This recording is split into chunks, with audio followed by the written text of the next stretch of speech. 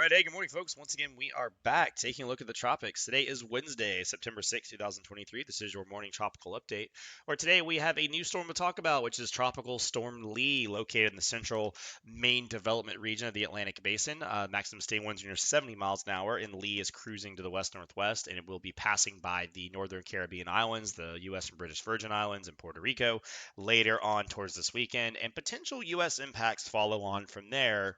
Maybe. It's a very definite maybe today. And we're going to lean ahead on the system a little bit and talk about it because we have a while to watch this. We have more than a week before we'll even start to getting into like a week out window. I mean, we're more than 10, 12 days from any potential U.S. impacts. But I want to go ahead and get ahead of it because there's a lot of hype and some people are asking me questions and whatever. So let's go ahead and kind of talk about the potential scenarios with Lee and talk through the forecast and all that stuff. So the rest of the Atlantic Basin, not much going on. The remnants of Franklin are doing some weird stuff over by the, was it the Iberian Peninsula, if my geography serves me, Spain, Portugal. I'm sure it'll be fine. And then another tropical wave leaving Africa today. This is going to be Margot, probably. Hurricane Center is actually lowering chances on this, though. So don't know if it's actually going to get off the ground, but if it does, it'll be Margot. But it's going to move north and not be a problem. So you just have what is soon to be Hurricane Lee here today. So the latest from National Hurricane Center as of 11 a.m. Again, 70-mile-an-hour winds and that west-northwest movement at 14. Expect to become a hurricane this afternoon and a major hurricane by Friday morning. And by Saturday morning, probably a powerful hurricane, potentially Category 4 or even the dreaded Category 5 as it moves north of the islands. The Hurricane Center has been very high on the intensity for the storm, and it looks like a very powerful hurricane is going to pass very close to the Caribbean islands over this weekend. Latest satellite presentation of Lee this morning shows that dreaded half shrimp look where we have the little tail of the shrimp coming in right here, and this is the head, and this is where you'd be taking a little vein out the top and peeling it. Oh man, I want shrimp now.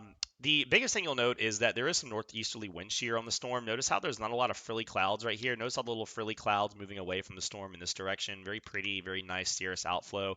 Nice outflow channel to the north, nice outflow channel to the south, but then there's this kind of like missing link right here. Not only do you have a northeasterly shear, you also have some dry air, as noted by these little rope clouds racing out away from the thunderstorm activity. So Lee has still got a little bit of wind shear it's impinging on it, but it's building a very nice inner core, and it's wrapping up the thunderstorms around it. And once this dry air slot mixes out and the wind shear becomes more in line with the storm versus more across the storm, you will see Lee become a hurricane, and it will go from there. It's got that half shrimp look. That has got rapid intensification written all over it. And lying ahead of Lee is nothing but calmer seas, calmer winds, and very warm water. So we fully expect Lee to become a powerful hurricane. Latest intensity guidance does bring it up into Cat 4 and a lot of models into Cat 5. So there's kind of two legs of this journey here. Number one, we got to quickly talk about the islands because it is going to pass close to you guys. So this is the latest European and GFS ensembles. As a quick reminder, our ensembles, you ever hear me say that word? Ensembles are basically a computer model prediction ran 100 times over. So it takes the same data, so this here being the GEFS, which is the GFS model, the Global Forecast System, the American computer model that is a global computer model. And we have the European model, the ECMWF. Now this is an ensemble version, of course. And this is the same model just ran over and over and over and over and over. And they look for any little parameter changes they can make to try to see the range of possibilities. And in both models' opinions, all of the model ensemble guidance for this run keeps Lee away from the islands. This jives pretty well with the statistical dynamical models and the UK Mets and the official forecast and everything else. All do show Lee moving northward. A few get kind of close. And we have to watch this part carefully because any southward deviation may not mean a direct landfall. But if we look at the HWRF satellite simulation, Lee does expect, again, expect Lee to be a powerful hurricane by this point of its journey. And any southward deviation of what looks like a Cat 4, Cat 5 monster could bring some direct impacts to these islands. Again, if you live in especially these northern fringe of the U.S. and British Virgin Islands, I'd be watching it. Puerto Rico, you're going to get some monster swells from this and some gusty winds, but it looks like most of Lee's fury will be north of the islands for now. And that brings us to the eastern U.S. Unfortunately for us, the Hurricane Center does not forecast much past 5 days because they're not fools, unlike people like me who try to do this.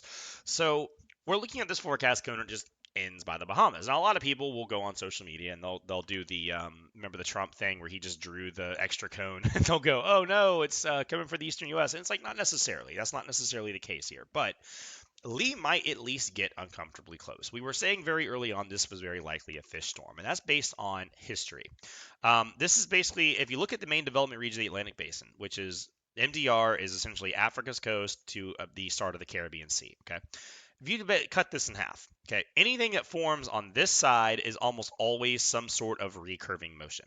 Any storm that forms on this side, the side that Lee is currently on, is usually a recurve, but sometimes a storm can sneak over to the eastern U.S., right?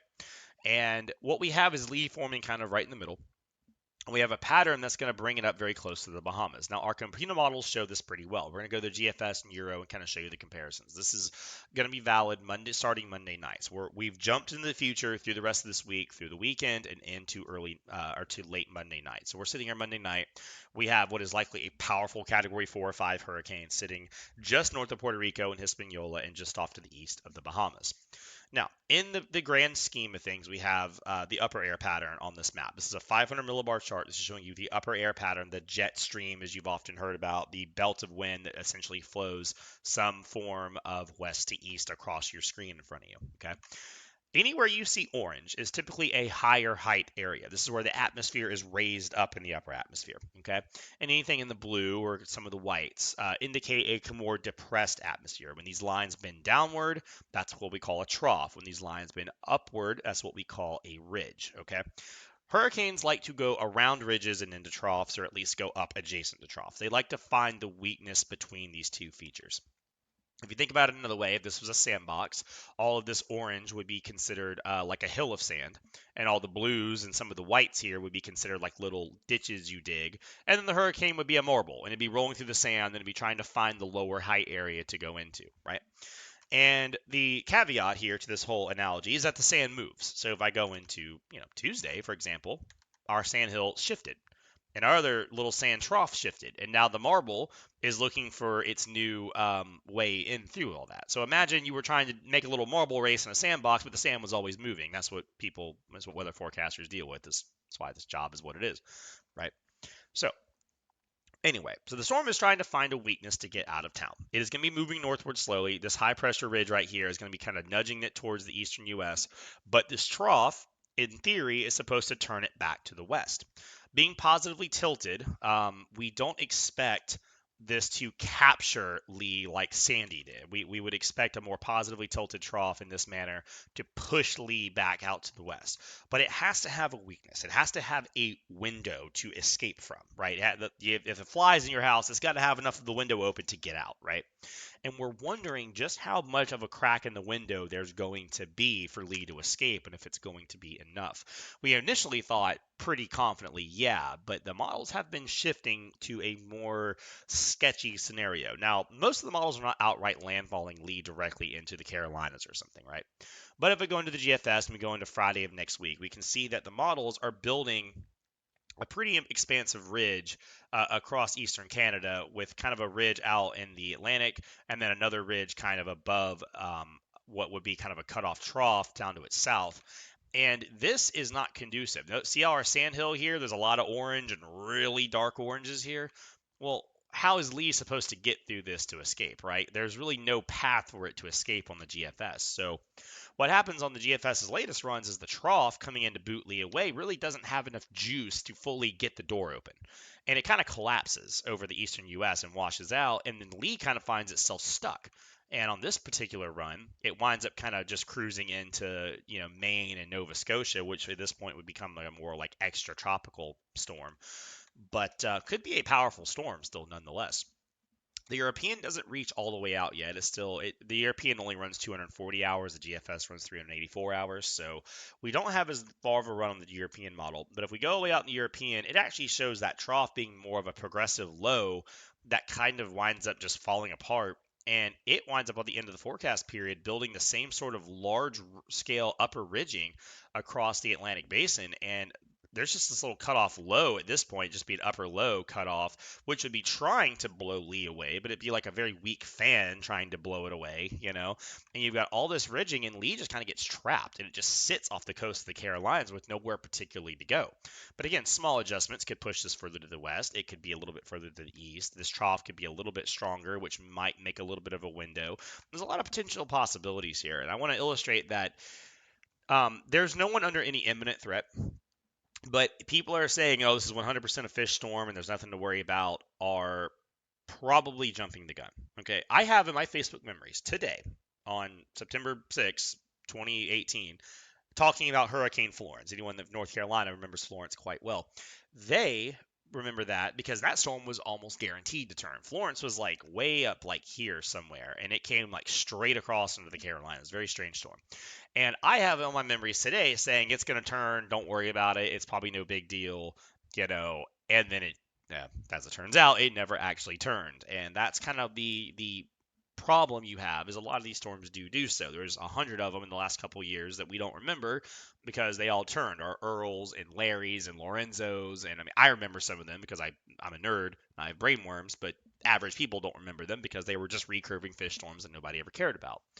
But it looks like the pattern is going to get very complicated as Lee approaches the U.S. next week. So again, for perspective, this model is showing it still being offshore of the Carolinas on Saturday, September 16th. That is 10 plus days away. Okay, so we have plenty of time to watch this, but I just want to illustrate that folks across the eastern U.S., especially if I was in South Carolina or northward, okay, if I'm in Florida or Georgia, I still feel pretty good. I don't think there's a lot of scenarios where this thing careens all the way through the Bahamas and into Florida. I don't think that's the pattern here. But I think the problem is that strong hook is becoming much more of a lazy hook. And I don't know if it's going to have enough time to begin its hook or if it's going to wind up running into land somewhere along the U.S. East Coast.